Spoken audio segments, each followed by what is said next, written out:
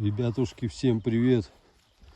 Вот это волшебное растение, которое все зовут сорняком, называется сныть. Вот все видели, вот все. Оно везде просто, и никому оно не нужно.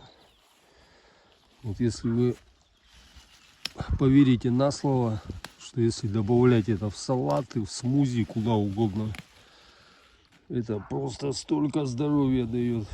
Это просто неимоверно. Я очнулся, здоровье немерено, блядь.